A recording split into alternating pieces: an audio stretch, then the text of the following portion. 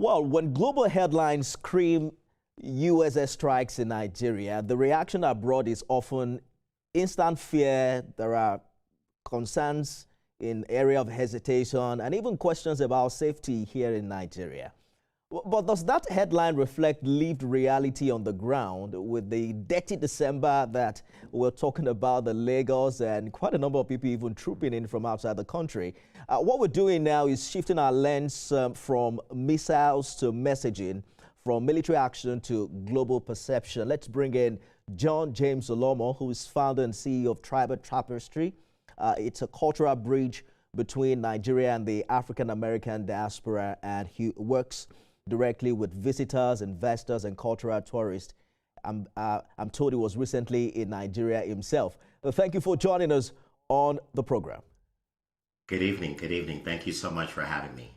So when this news broke of U.S. military action inside Nigeria, what was the immediate reaction from diaspora communities you engage with? Yes, the immediate reaction from the diaspora is, oh my God, Nigeria is killing Christians, or oh my God, Nigeria is now being bombed. And so the messaging in the diaspora is it doesn't reflect the reality of what's taking place right there in Nigeria. One thing I want diaspora to know is that Nigeria is not one single security environment. It's a very large country, and there are regional realities no different than the U.S. For example, in the United States on January 6th, President Trump directed people to storm the Capitol building in Washington, D.C. Now, if someone overseas were to look at that, they would say, oh my goodness, America is being stormed. But it wasn't America, it was Washington, D.C., and it was one region, which was Capitol Hill.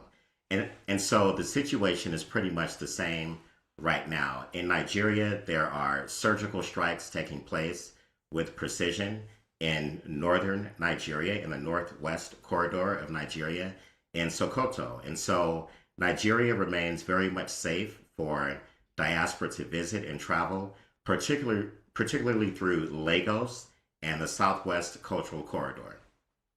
I'm wondering if you think that the average diasporan understand this reality. How do you explain to someone in Atlanta or London that Nigeria under attack does not mean Lagos, Abeokuta, or Ibadan are unsafe?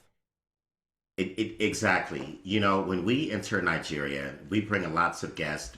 We call them homecomers to Nigeria. And we are entering through Lagos. It's very safe. That is the international gateway right into Lagos, Nigeria, which is the beating heart of Africa. There, things remain active. They're very stable, heavily traveled every day. You have people going to work and church and what have you, going about their daily responsibilities. And so what determines safety isn't news headlines. It's structure, it's clear itineraries, local knowledge, and trusted relationships that matter. That matters more than anything. And as long as diaspora or visitors have that in place, they will be just fine. Is there a sense to which Nigeria's problem partly is that international audiences simply don't understand its size, its diversity, and internet geography? Because we've seen some funny videos online where people think Africa is a country. Oh my goodness, yes. So many people do actually think Africa is a country, which is unfortunate. It is a continent.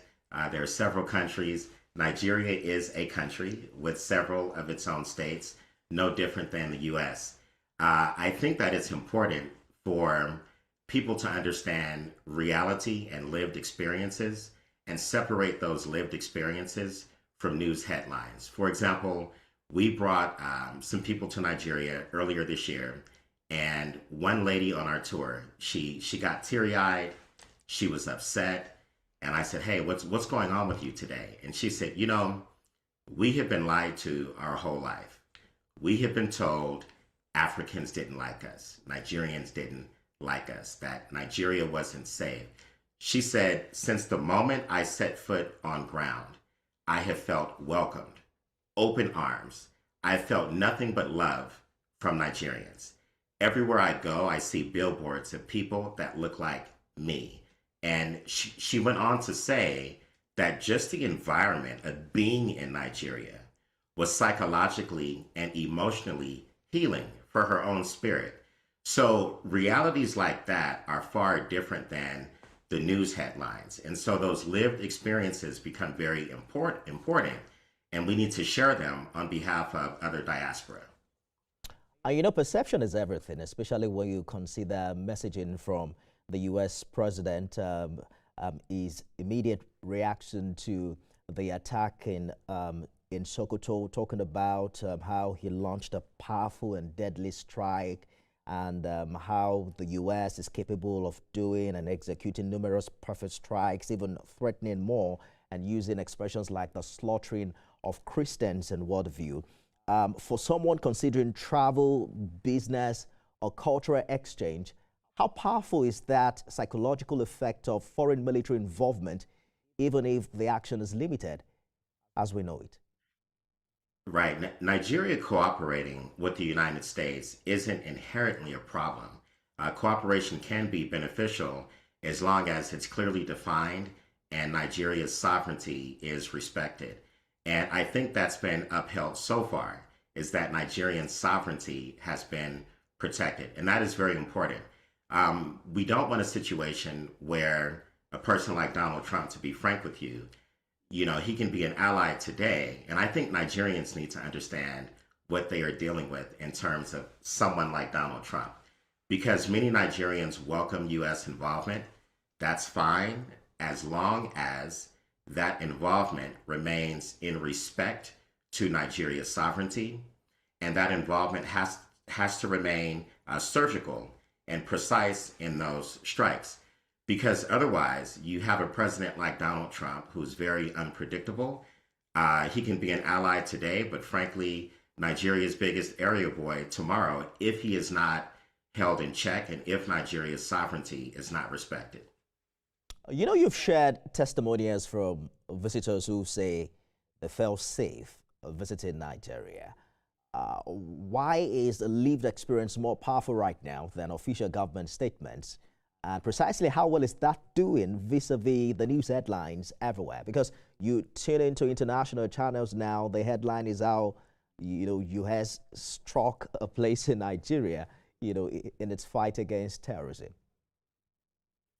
Most of what we're hearing on the ground in the U.S. is, at first there was a little bit of panic. I think people are beginning to understand now that the strikes are surgical and it's not the entire country. But I heard you make a statement earlier, which is very important, that Nigeria is winning right now in this fight against terrorism. But I think they are losing the war when it comes to information and how Nigeria is being framed and postured in the international perception. And so the more we get information out there to the public and let them know that Nigeria is very safe to visit, you need to stick to Lagos and the cultural corridors, that becomes important. Nigeria's biggest asset is its diaspora. Nigeria's biggest voice is its diaspora in the US, in the UK, abroad, because they can help stabilize the messaging with the reality going on the ground. During moments of intense global scrutiny like this, precisely what would you say Nigeria isn't doing enough in managing its image? Well, what we would love to see Nigeria do, at Tribal Tapestry, you guys know that we connect people to Nigeria through their DNA. We help them determine their tribes and their places of origin. And we would like the government of Nigeria to give our DNA family citizenship based on their DNA. And here's why, to answer your question. When you do that, frankly, you improve Nigeria's brand image. You convert African Americans into brand ambassadors for the country of Nigeria. About 50% of African Americans actually have Nigerian DNA.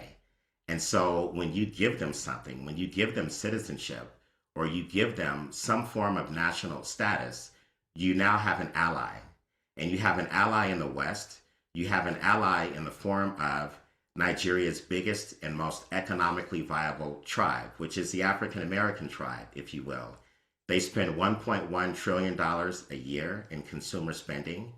And if you give them citizenship and make them a stakeholder in the country, in the nation of Nigeria, now they have a vested interest in protecting home. It's no different than Jewish Americans. They extend political support from America to Israel, and it allows Israel to defend itself a lot better.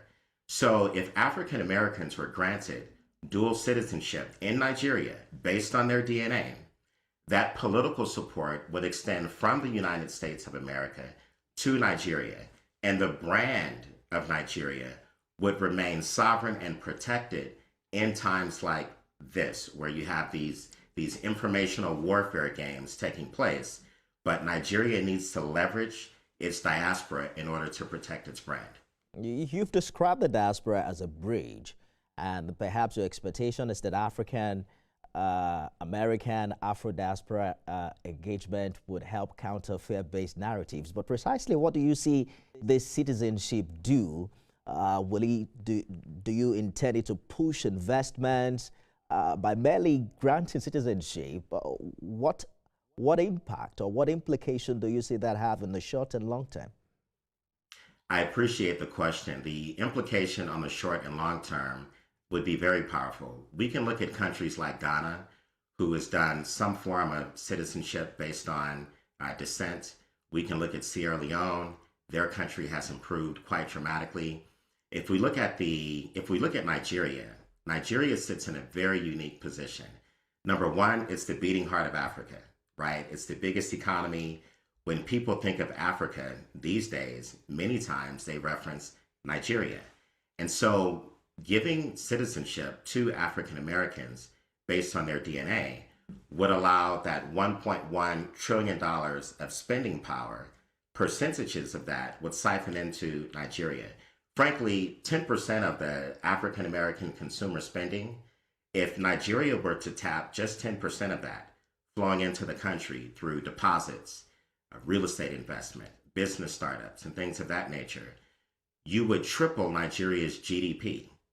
You see, so the long-term implications are quite powerful for Nigeria's economy, but also for its cultural protection and branding. For international viewers watching this right now, what should they know about Nigeria beyond the breaking news sticker? Right. What I would love for international viewers to know is one of the most welcoming places that you can go in Africa is Nigeria. You know, right now it's funny. Trending in the U.S., you have white Americans who are holding Nigerian-themed weddings. They're even holding Yoruba-style weddings with the head garments, the clothing, etc. And so Nigeria's soft power is its biggest asset. Nigeria's soft power, its cultural power, is Nigeria's biggest weapon. And so we should be leveraging that. Dirty December is growing, it's trending. I think next year will be bigger than this one. And so these are the things that we have to continue to focus on and get the word out to the diaspora. I like your cap, by the way. I'm wondering if that's how you rock it on a suit on a normal day, or you wear it because you're appearing on TV. What's your story, by the way? Are you Nigerian? Did you trace your... Did DNA help you find your way back home? Yes. Believe it or not, yes. There are many photos of me on a regular basis in the U.S., and this is definitely the way that I dress. This is who I am.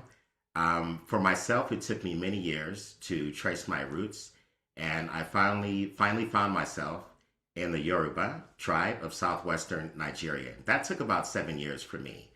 After that, I formed a company, Tribal Tapestry, so that other people could do in a matter of 2 or 3 months what took me 7 years.